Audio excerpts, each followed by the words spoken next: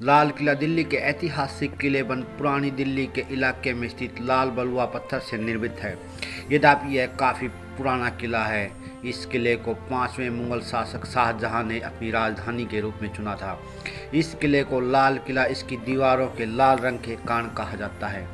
इस ऐतिहासिक किले के बारे में बहुत से बातें कही गई हैं। यह किला भी ताजमहल और आगरे के किले की भांति यमुना नदी के किनारे पर स्थित है। लाल कोट राजा पृथ्वीराज चौहान की 12वीं सदी के अंतिम दौर में राजधानी थी। वहीं नदी का जल इस किले को घेर कर खाई में भरता था। इसके पूर्वोत्तरी की ओर दीवारों पर एक पुराने किले से लगी हुई थी, जिसे सलीमगढ़ का किला भी कहते हैं।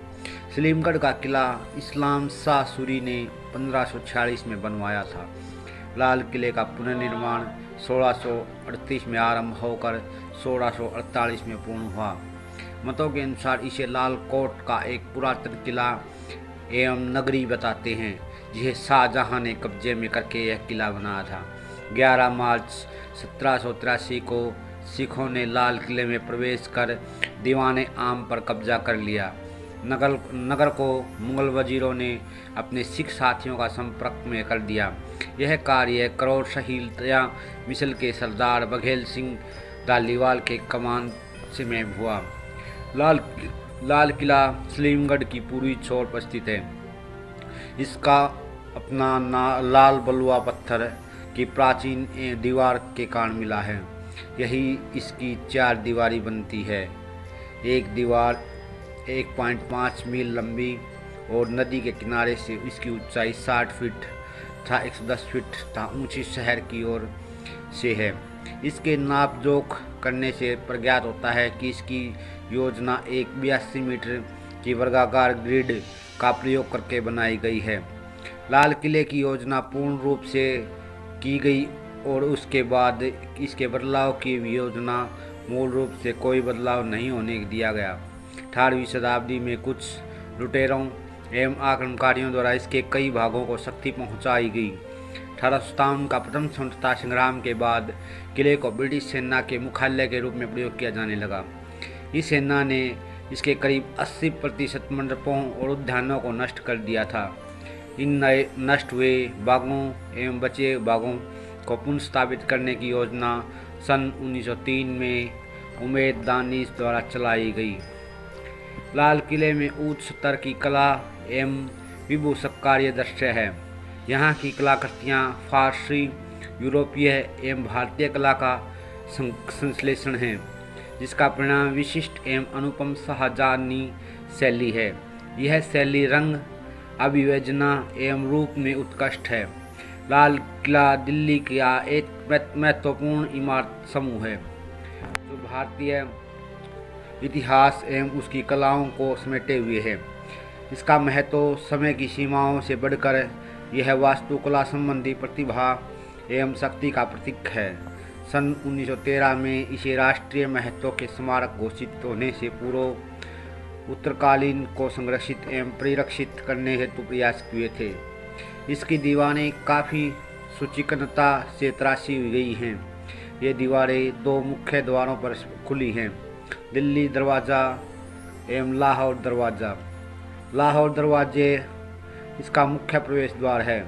इसके अंदर एक लंबा बाजार है, चट्टा चौक, जिसकी दीवारें दुकानों से कतारित हैं। इसके बाद एक बड़ा खुला स्थान है, जहां यह लंबी उत्तर दक्षिणी सड़क को काटती है। यही सड़क पहले किले को सैनिक नागरिक महलों के भाग में बांटती है। इस सड़क का दक्षिण छोर दिल्ली गेट पर है। लाहौर गेट से चट्टा चौक तक आने वाली सड़क से लगे खुले मैदान के पूर्वी ओर नक्खार खाना बना है। यह संगीतकों हेतु बने महल का मुख्य द्वार है। इस गेट के पास एक और खुला मैदान है, जो कि मूलत दीवाने आम का प्रांगण हुआ करता था। दीवाने आम यह जनसाधारण हेतु बना बृहद प्रांगण था। एक अलंकृत सिंहासन का छज्जा दीवान की पूर्वी दीवार के बीचों बीच बना था।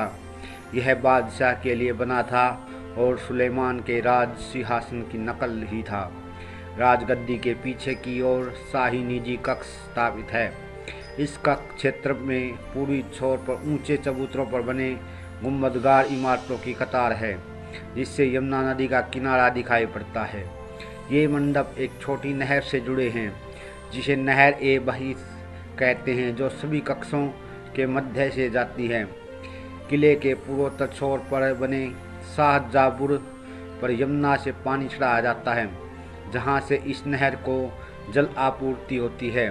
इस किले का प्रतिरूप कुरान में वर्णित स्वर्ग या जन्नत के अनुसार बना है।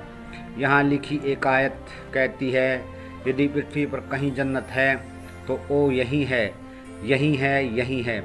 महल की योजना मूल रूप से इस्लामी रूप में है, परंतु प्रत्येक मंडप अपने वास्तु घटकों में हिंदू वास्तुकला को प्रकट करता है।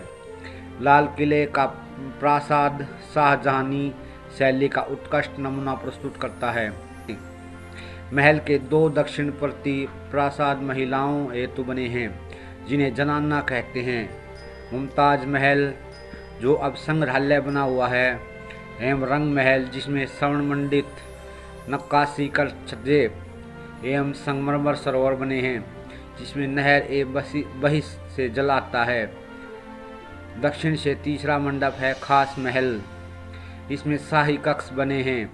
इसमें राजसी शयन कक्ष, प्रार्थना कक्ष एवं बरामदा और मुस्मद बुर्ज बने हैं। इस बुर्ज से बादशाह जनता को दर्शन देते थे।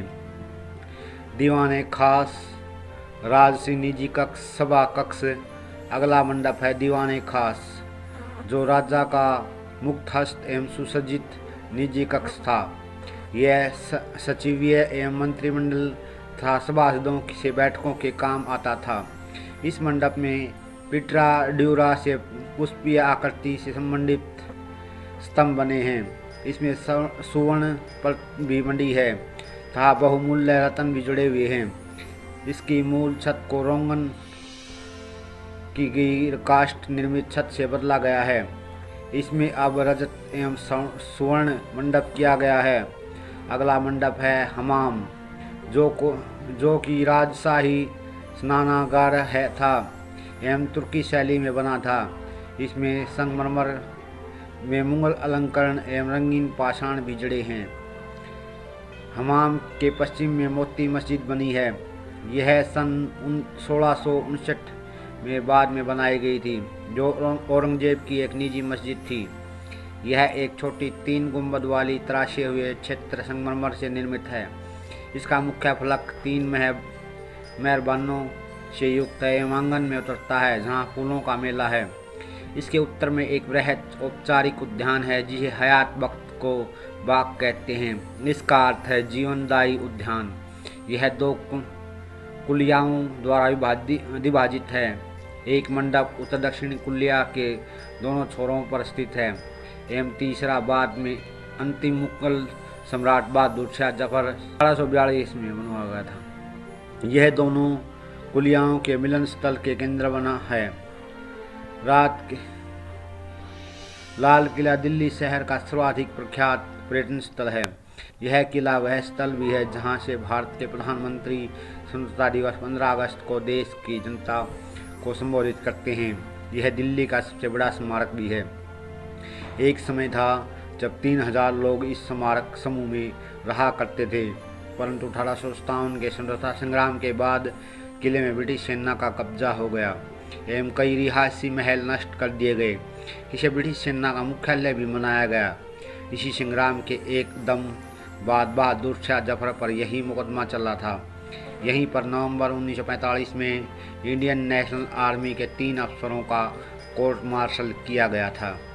यह स्वतंत्रता के बाद 1947 में हुआ था। इसके बाद भारतीय सेना ने इस किले का नियंत्रण में ले लिया। बाद में दिसंबर 2003 में भारतीय सेना ने इसे भारतीय पर्यटन प्राधिकारियों को सौंप दिया। इस किले में दिसंबर 2000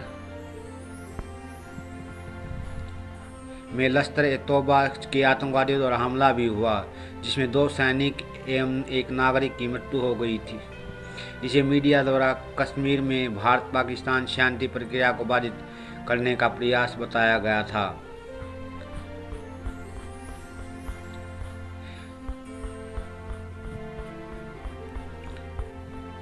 आपको हमारी यह जानकारी कैसी लगी कमेंट करके बताएं और इस वीडियो को ज़्यादा से ज़्यादा शेयर करें, चैनल को सब्सक्राइब करें।